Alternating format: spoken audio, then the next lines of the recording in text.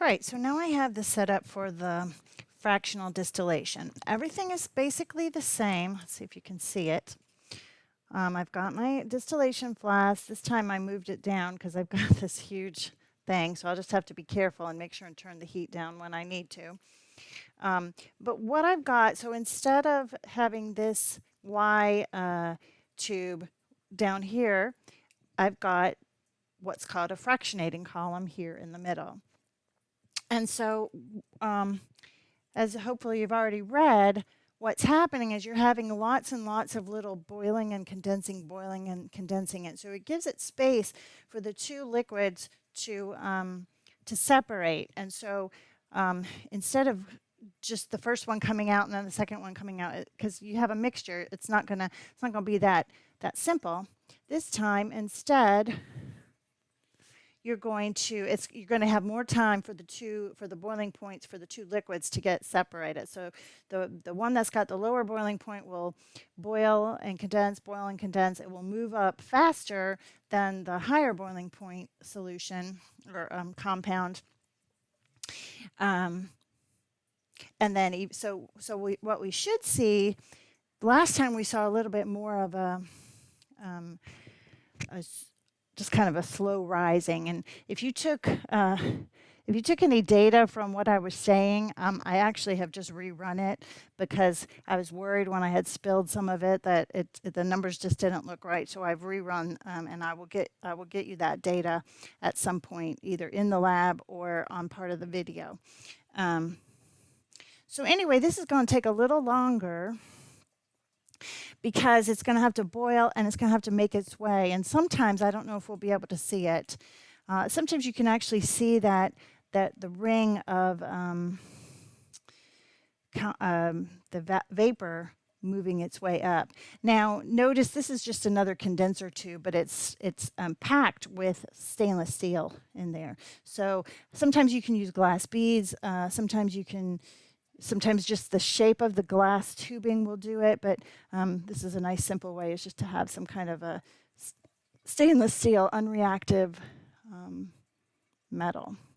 And so it gives it a location. It'll boil, condense, and move its way up. So we'll pause this. And this time, let me tell you about that. So what I want to do this time is I want to collect. Last time I was just measuring the volume over time, or over temperature over the volume.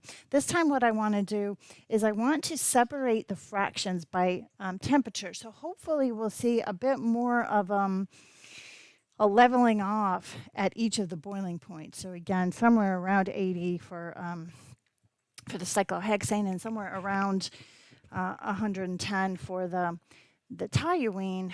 So hopefully we'll see a bit more of a leveling off, and then a quick rise, and then a leveling off again. So what I'm going to do is I'm going to collect the fraction, the first fraction that comes off at the lower temperature. And then when it starts to rise, I'm going to switch out flasks and collect the middle fraction. And then when it starts to level off again for the second liquid, I'm going to collect my third fraction. And then we'll do some measurements to see how pure those fractions are. So see, we've got a whole lot more here, longer. So let's pause this until it starts boiling.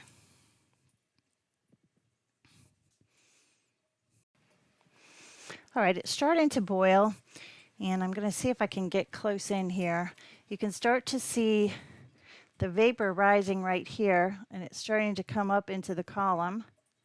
And then little by little, we'll be able to watch that. So still, the temperature is reading 25, so it's still room temperature, because that vapor is going to have to get all the way up here before it can register the right temperature. So we're just starting to see that it's kind of vapory right here, a little bit liquidy. So the very first up there, and you can see it's kind of rising up the column. You can see it sort of condensing and revaporizing. So we'll just watch it go for a little while, and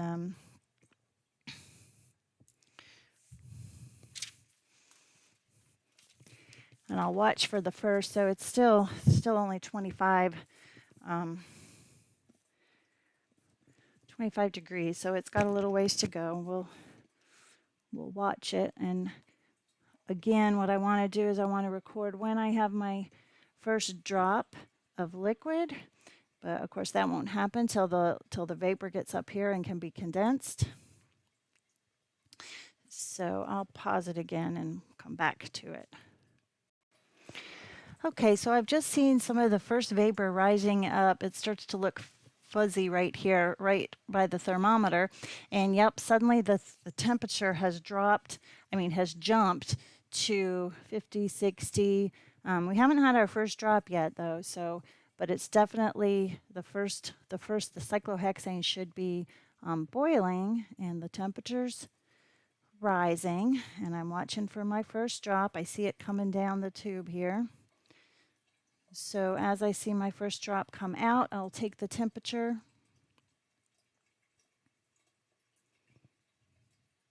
Okay, and the first drop, it is 77.8. And now I will take the temperature every milliliter or so.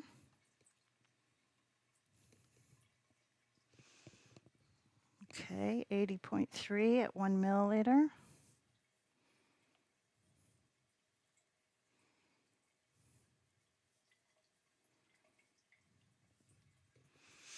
Okay, at 2 milliliters, it's 82.6. 3 milliliters, 83.3. Come a little fast, 83.7.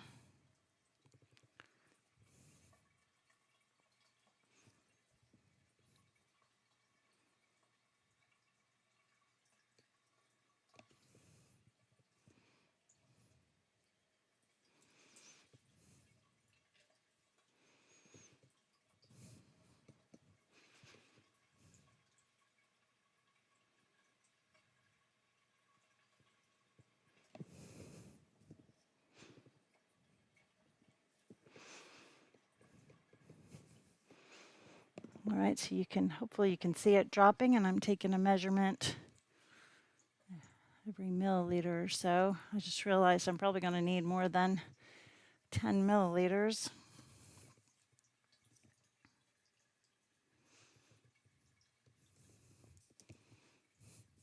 But as long as I've got let's see.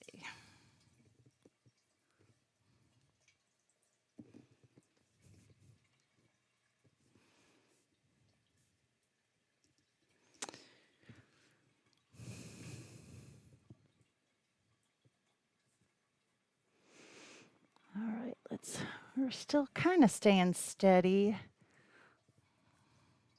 85.6, 9 milliliters.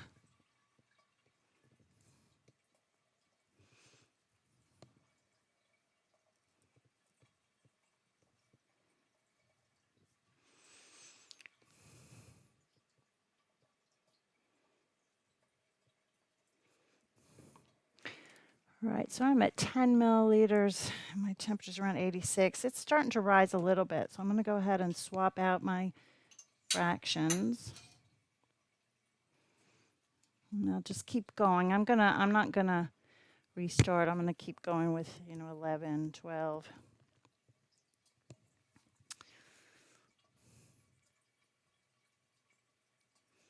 I'm just gonna let the video run, and I'm gonna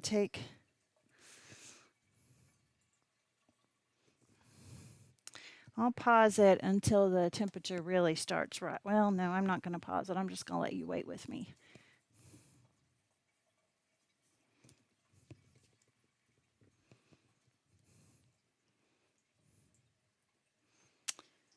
All right, it's up to 12 milliliters and 87.2. Okay, I'm gonna turn it up a little bit again. Sometimes you have to back it up temperature-wise and then make it hotter again as the higher boiling point starts to.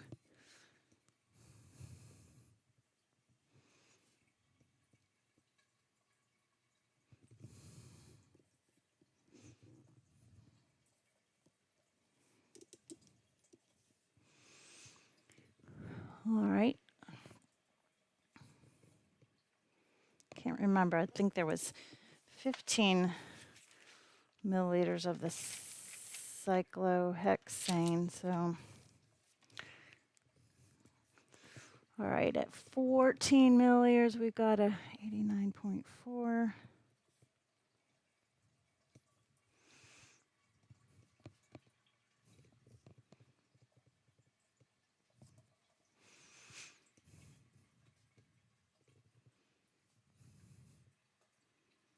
Starting to rise, so we're in that in-between part. So at 15 milliliters, 90.4.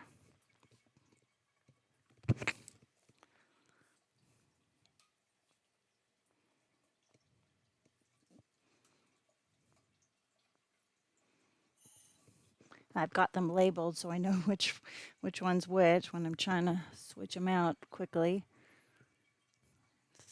So 16 milliliters, 92.2.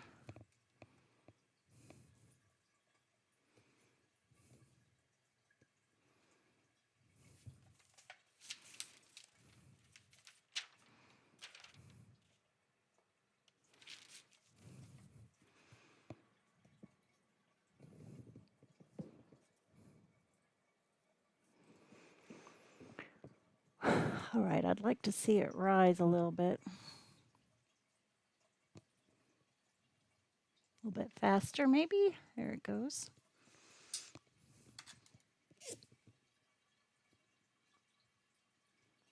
I sort of see a refraction in there, so I'm thinking both liquids are in there right now. 97 at 18 milliliters.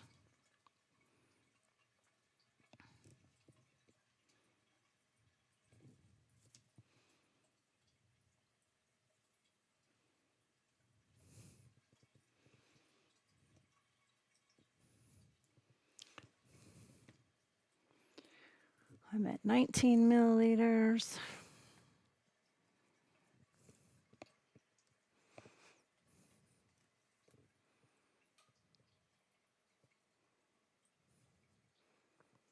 So it's still rising. I think I'm gonna collect the second fraction.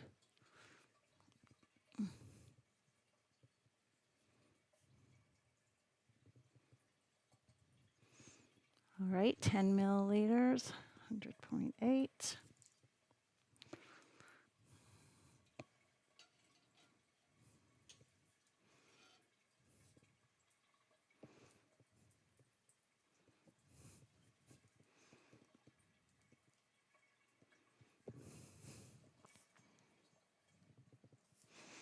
All right, I'm getting closer. So now the temperature is sort of slowing down again. Still rising, but not quite as fast.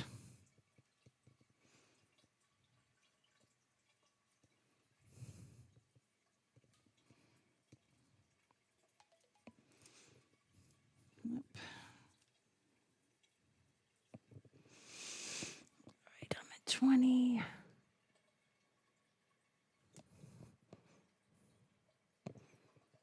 22.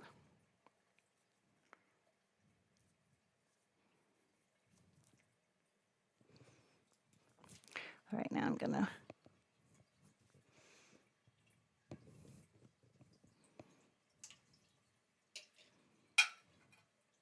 put my third flask under there.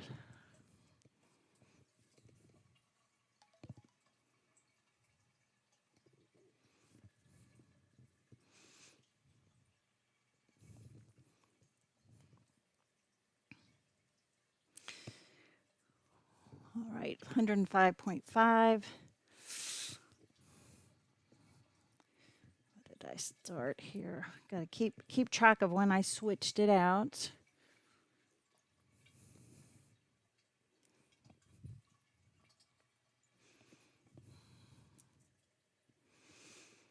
And we're still, it's going slower. I've turned it up, but anyway, let's see. All right. We're still not even getting up to 24 yet. At 24. All right, I'll pause it and finish this out. All right, so it's just now finishing up. The last few drops have stayed right at 107.5, and so I've turned off the heat, and I'm going to let it cool down. And then what we'll do in the next part is to measure the purity of the of each fraction, and we're going to do that with refractive index. So, and then before I tell you, let me tell you what you have to do. You kind of have to rinse everything out. You need to wash everything out and dry it. Usually you want to rinse this down a bit with maybe some acetone, because acetone will pick up any of the, will dissolve any of the solvent that's left in there. Water's not so good because it takes so long to dry, but the acetone will dry quickly. And everything else you kind of wash out, put away. I'll show you this. It kind of comes in a little kit. Oops. You can see it here. This is the little kit you would have gotten if you were in lab. It's got different size flasks.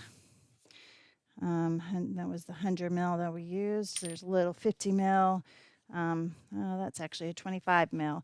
You've got a place for each of the little pieces, like the thermometer. The thermometer holder, the Y tube.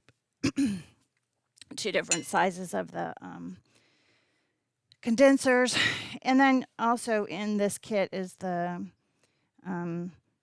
separator funnel that we would have used for the extraction lab. So that's it. And I'll be back with you with the refractive index.